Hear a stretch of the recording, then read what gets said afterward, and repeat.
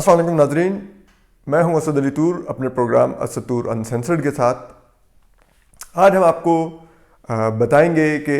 جو ایک ہائپ ہے ایک کہ کیا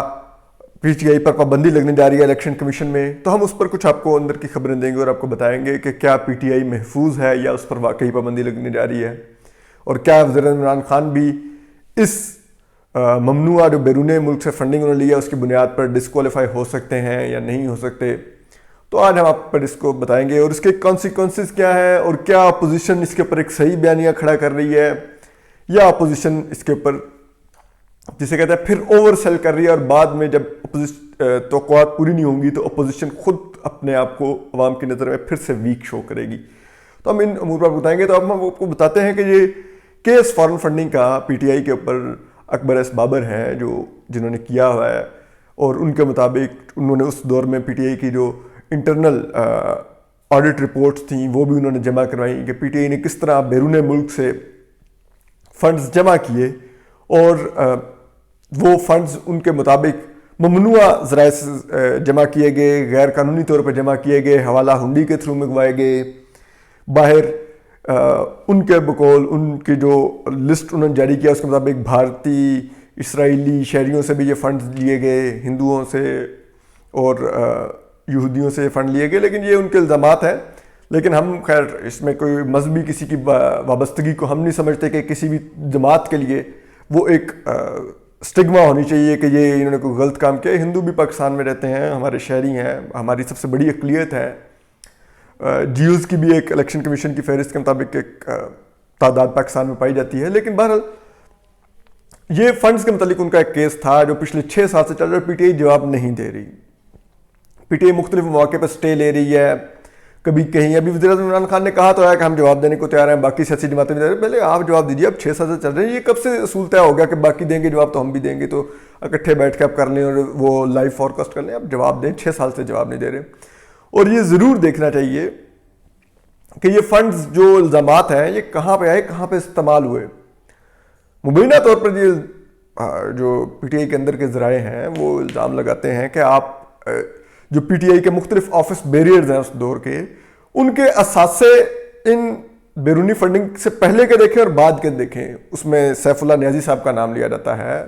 اس میں اور عامر کیانی صاحب کا نام لیا جاتا ہے، اس میں دیگر لوگوں کا نام لیا جاتا ہے کہ آپ ان کے اوپر الزام لگایا جاتا ہے کہ آپ ان کے پہلے کے اثاثے دیکھ لیں اور بعد کے اثاثے دیکھ لیں کہ ان میں سے کس نے پولٹری انڈسٹری کھڑی کر لی، کس نے کیا کر لیا۔ اور سیف اللہ نیازی عمران خان کے کزن بھی ہیں، کافی قریبی ہیں، اور بہت زیادہ پاور انجوائے کرتے ہیں پی ٹی آئی کے اندر عمران خان کے کزن ہونے کی وجہ سے، کیونکہ وہ ان کے تمام جو فائنینشیل اور پرسنل افیئرز ہیں وہ بھی سیف اللہ نیازی ہی دیکھتے ہیں۔ تو اگر سیف اللہ نیازی نے اس سے بہت زیادہ فائدہ اٹھایا ہے، جو کہ مبینہ طور پر الزام لگایا جاتا ہے کہ بہت زیادہ فائدہ اٹھایا ہے، تو پھر دیکھنا تو چاہیے نا کہ یہ صادق اور امین عمران خان کتنے ہیں اور ان کے کزن کتنے صادق اور امین ہیں۔ بہرحال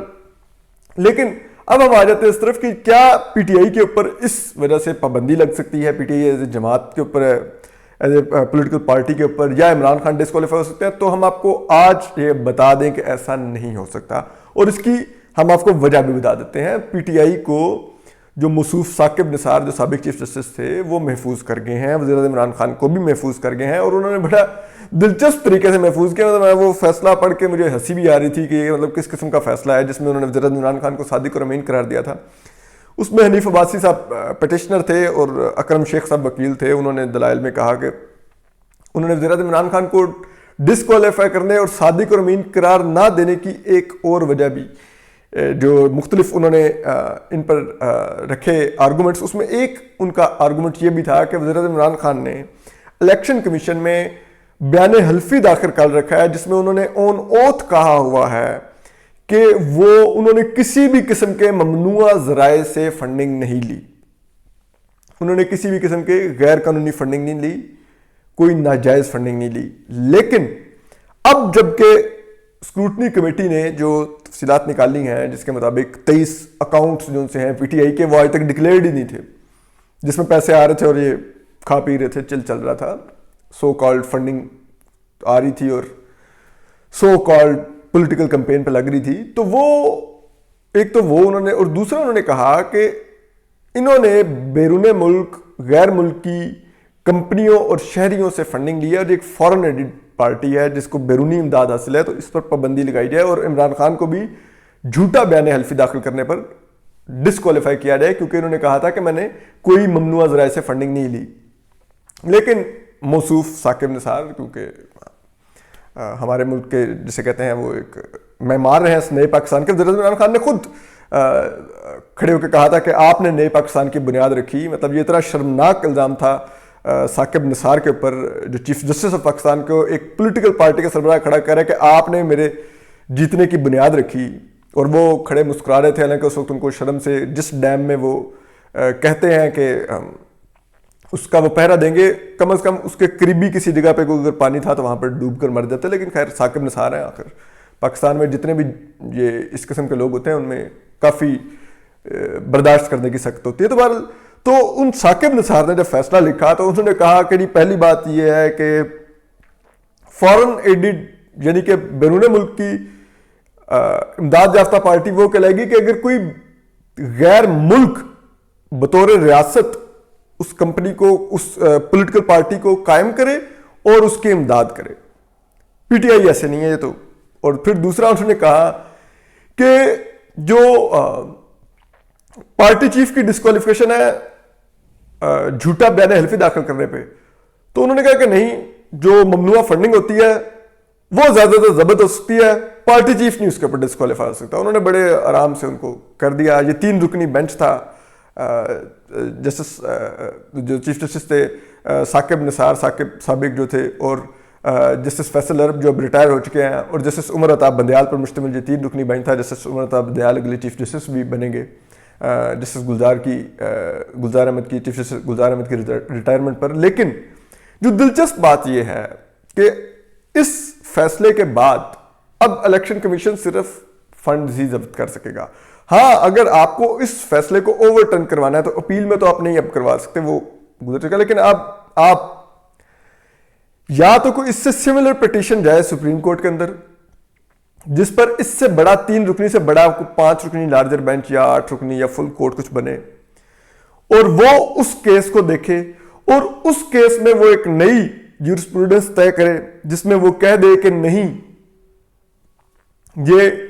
پارٹی چیف ڈسکوالیفائی ہو سکتا ہے یا وہ سیاسی جماعت پر پابندی لگ سکتی ہے جو بیرون ملک غیر ملکی شہریوں سے فنڈ لیتی ہو, تو پھر وہ ججمنٹ کورٹ ہوگی اور یہ ججمنٹ نگیٹ کہلائے گی. کیونکہ وہ جب اگر کوئی ڈیفنس میں اپنے 3 رکنی بینچ کی ججمنٹ لائے گا تو جو مخالف وکیل ہوگا وہ کہے گا نہیں 10 رکنی بینچ نے ججمنٹ دی ہے, 10 رکنی بینچ کی ججمنٹ الٹیمیٹ ججمنٹ کہلائے گی اور وہ سٹینڈ کرے گی. تو پھر تو ایسا ہو سکتا ہے. اگر ایسا نہیں ہوتا تب تک وہی ججمنٹ فیلڈ میں ہے, وہی ججمنٹ سٹینڈ کرتی ہے, اور اس ججمنٹ کے تحت وزیر اعظم عمران خان نہ تو ڈسکوالیفائی ہوتے ہیں, نہ ہی پی ٹی آئی پر پابندی لگتی ہے. جو فنڈز ہیں اس کے ضبط ہونے کا معاملہ ہے, اور وہ کوئی اتنا فرق نہیں پڑتا. پی ٹی آئی جب سے اقتدار میں آئی ہے اگر وہ فنڈ ضبط ہو بھی جائیں تو کوئی اتنا فرق نہیں پڑتا. اس سے کئی زیادہ پیسے لوگوں نے بنا لیے ہیں, شوگر مافیا نے بنا لیے کتنے,